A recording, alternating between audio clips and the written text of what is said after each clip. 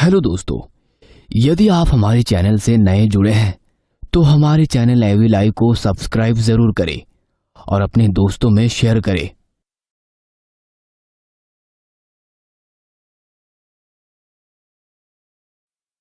इतनी बड़ी बात तो उससे छुपा क्यों रही है? देख, मेरी मान तो अभी उसे बता दे, आखिर उसका जानने का भी पूरा हक है।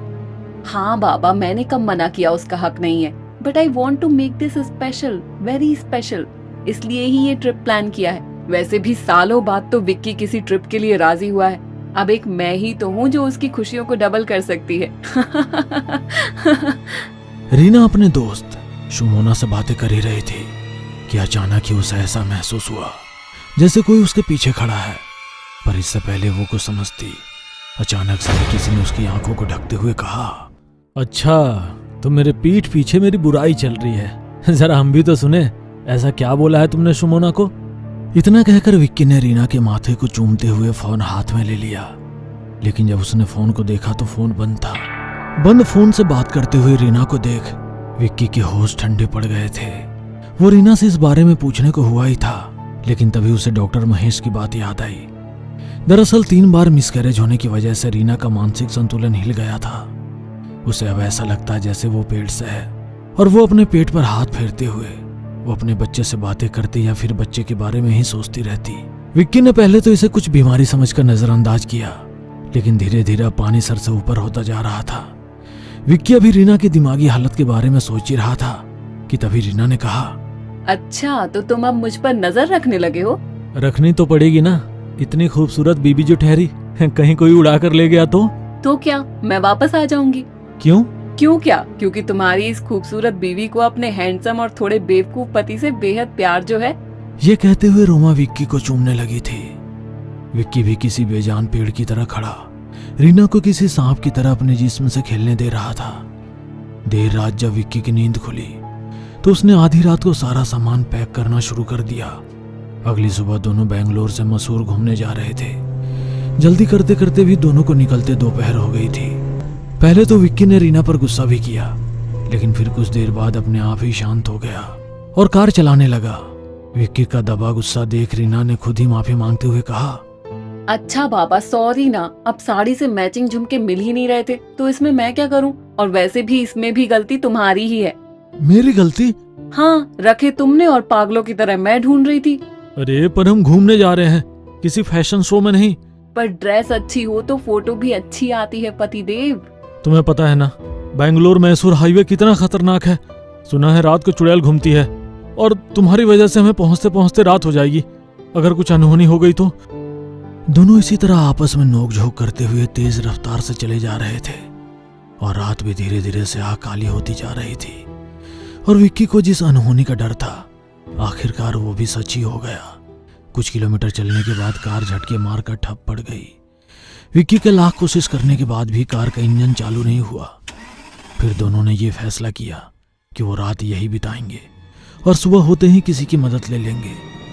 ये सोचकर विक्की ने अपनी आंखें मूंदी ही थी कि तभी रीना ने विक्की को जगाते हुए विशालकाय चीज की ओर इशारा किया, जिसे देख विक्की के भी होश उड़ गए, क्योंकि उनकी आंखों के सामने सड़क के बीचों बीच एक बहुत विशालकाय बरगद का पेड़ खड़ा था, जिसके चारों तरफ बड़ा सा चबूतरा बना हुआ था और बरगद की बड़ी बड़ी लताएं नीचे लटकी हुई थी, किसी के होने का एहसास करा रही थी, जो दूर से देखने में ही भयावह लग रहा था। ये क्या मजाक है? अभी कुछ देर पहले तो ये सड़क सुनसान थी, फिर अचानक से ये बरगद का पेड़ कहाँ से आ गया? अरे आया कहाँ से होगा, शुरू से ही यही होगा। देखो पेड़ के आसपास चबूतरा भी बना हुआ है, मतलब कि लोग आसपास ही रहते होंगे। कार में रात बिताने से अच्छा है चलो किसी से मदद मांगते हैं। पहले तो विक्की ने रीना की कोई बात नहीं मानी, पर आखिरकार वो हार गया और फिर गाड़ी से उतरकर दोनों बरगद के पेड़ की ओर जाने लगे। जैसे जैसे रीना और विक्की के कदम उस बरगद के पेड़ की तरफ बढ़ रहे थे, धीरे धीरे दोनों की धड़कनें भी बढ़ती जा रही थी। यूं लग रहा था कि वो पेड़ भी उन दोनों को ही देख रहा है और उनकी तरफ ही बढ़ा चला आ रहा है। ऐसा लग रहा था कि मानो उस पर लताएं नहीं, कई सारे कटे हुए पैर लटक रहे हैं। दोनों को अब डर का एहसास होने लगा था और दोनों के मन में यही बात चल रही थी कि ये पेड़ सड़क के बीचों बीच क्यों है और सड़क बनाते समय इसको हटाया क्यों नहीं गया। खैर, जब दोनों बिल्कुल पेड़ के बगल से गुजर रहे थे कि अचानक ही उनकी नजर पेड़ के चबूतरे पर रखी भगवान की तस्वीर पर पड़ी और दोनों को समझ आ गया कि जरूर ये पेड़ भूतिया पेड़ है, इसलिए इसको काट नहीं पाए और लोगों ने खुद को बचाने के लिए पेड़ को लाल डोरे से बांध भगवान की तस्वीर रख दी। शायद तभी से पेड़ दोनों को सिर्फ घूर कर देखता रह गया, कुछ कर नहीं पाया। वही पेड़ के तने पर कुछ अक्षर भी उभरे हुए थे, शायद वो भी स्थानीय भाषा में कुछ लिखा था जो ना विक्की को समझ आया और ना रीना को, लेकिन अक्षरों की वो आकृति विक्की के दिमाग में छप सी गई थी। दोनों जब थोड़ा और आगे गए तो उन्हें एक उजड़ी हुई वीरान बस्ती दिखाई दी। ऐसा लग रहा था जैसे वो किसी कब्रिस्तान से गुजर रहे हों। पूस की ठंडी रात का सन्नाटा, सुनसान सड़क और एक विवाहित जोड़ा, और इतने ठंडी में भी डर के मारे दोनों के पसीने छूट रहे थे, क्योंकि यहाँ भी हर जगह वही अक्षर आकृतियां बनी हुई थी। और एक बात जो दोनों को काफी देर से महसूस हो रही थी, एक अजीब सी गंध, मानो जैसे मांस का सड़ना या फिर उससे भी बुरा। विक्की, यहाँ भी वही लिखा है जो बरगद के पेड़ पर लिखा था। मुझे कुछ ठीक नहीं लग रहा है। चलो वापस कार में चलते हैं। डरती क्यों हो? मैं हूं ना। अब जब इतनी दूर आ ही गए हैं तो थोड़ी दूर और चल लेते हैं, शायद कुछ मदद मिल जाए।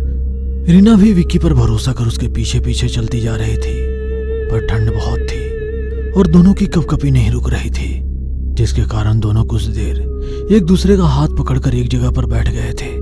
और जहां वो लोग बैठे थे उससे थोड़ी दूर पर ही एक टूटी हुई दीवार थी। उसका दरवाजा भी अब जर्जर हो चुका था। धुंध बहुत थी तो कुछ साफ दिखाई नहीं दे रहा था, और उस दीवार पर भी वहीं की लोकल भाषा में कुछ लिखा था जो दोनों ने बरगद के पेड़ पर लिखा देखा था। जैसे ही धुंध हल्की सी कम हुई तो रीना ने शब्द को पढ़ने का प्रयास किया। ना ना ना बाबा, अरे छोड़ो ना, हमें क्या करना है, कुछ भी लिखाओ। एक तो धुंध, ऊपर से दीवार पर जमी हुई धूल, और कुछ समझ नहीं आ रहा। इतना कहकर रीना विक्की से चिपक कर बैठ गई। ठंड जब ज्यादा हो गई तो विक्की ने भी आसपास से टूटी लकड़ियों को इकट्ठा कर लाइटर से आग जला ली, जिससे अब दोनों को थोड़ा आराम मिलने लगा। दोनों अलाव का ताप ले ही रहे थे कि अचानक रीना ने विक्की से पूछा, चुड़ैल? चुड़ैल क्या होती है विक्की? रीना का यह सवाल सुन विक्की सन्ने रह गया, जिसका जवाब में उसने रीना को कुछ पल घूरती नजरों से देखा, फिर आग में और छोटी छोटी लकड़ियां डालने लगा। क्या फायदा तुम्हारे इस भूत प्रेत के बारे में पढ़ने का, जिसके लिए तुम लंदन गए थे, जब एक मामूली सी चुड़ैल के बारे में भी नहीं बता सकते? अभी थोड़ी देर पहले तो डर रही थी, अब अचानक से तुम्हें चुड़ैल के बारे में जानना है? विक्की ने आसपास देखते हुए कहा, पर रीना उससे जानने की जिद करने लगी। हाँ, पूरी एक किताब है इंडियन डार्क मैथोलॉजी पर, जिसमें चुड़ैल के बारे में भी लिखा है। कहा यह जाता है कि जब कोई गर्भवती महिला दिवाली के 5वें दिन प्रसव पीड़ा में अप्राकृतिक मौत के कारण मर जाए तो वो बाद में चुड़ैल बन जाती है। चुड़ैल दिखने में बहुत ही डरावनी होती है।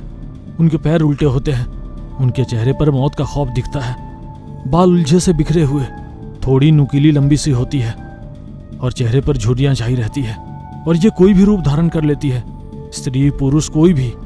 ये किसी की भी आवाज निकालकर तुम्हें बहला सकती है। ऐसा सुना है कि रात में दरवाजे पर दस्तक देती है, तुम्हारे किसी भी चहते की आवाज इस तरह निकालकर पुकारती है कि जैसे वो किसी मुसीबत में हो, और तुम झट से दरवाजा खोल दोगे, और ऐसा करते ही तुम्हारी मौत हो जाएगी। ये पुरुषों को सुंदर महिला बनकर लुभाती है और उनका खून चूसकर अपनी उम्र बढ़ाती है। पर डायन भी तो यही करती है, पुरुषों को अपने वश में करती है। तो क्या डायन और चुड़ैल एक ही चीज है? अरे नहीं, चुड़ैल और डायन में अंतर होता है। चुड़ैल जैसे मैंने बताया मरने के बाद बनती है, पर डायन जो होती है वो एक जिंदा स्त्री होती है। वो अपने तंत्र मंत्र काले जादू से पुरुषों को अपने वश में करती है।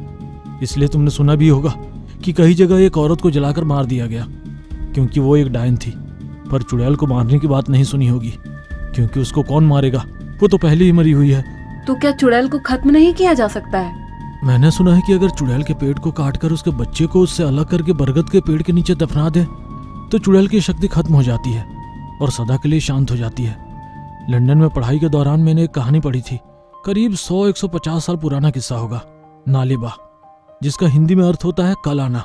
कहीं तुम 100-150 साल पुरानी कहानी बोलकर मुझे श्रद्धा कपूर की फिल्म स्त्री कलाना की कहानी तो नहीं सुनाने वाले, जिसमें चुड़ैल को कहते हैं कलाना? रीना की बात सुनकर विक्की ने मुस्कुराते हुए कहा, नहीं रीना, बल्कि वो फिल्म इस कहानी से प्रेरित होकर बनी है, और फिर मेरी पढ़ी हुई कहानी तो उससे उलट है एकदम। उलट? वो कैसे? क्योंकि ये एक गांव की कहानी है। बेंगलोर के पास एक गांव था, बहुत बड़ा नहीं, छोटा सा ही रहा होगा। गांव में एक परिवार था।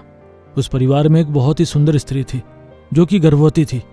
गांव के बाहर एक बरगद का पेड़ था। उससे कुछ दूरी पर सड़क किनारे बहुत सारे छोटे छोटे कब्रिस्तान बने हुए थे और दूर एक बड़ा कब्रिस्तान भी था।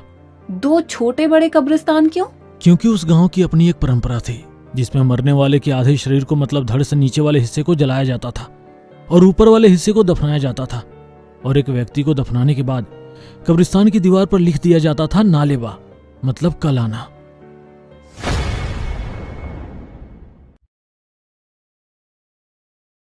हेलो दोस्तों, यदि आप हमारे चैनल से नए जुड़े हैं तो हमारे चैनल एवी लाइव को सब्सक्राइब जरूर करें और अपने दोस्तों में शेयर करें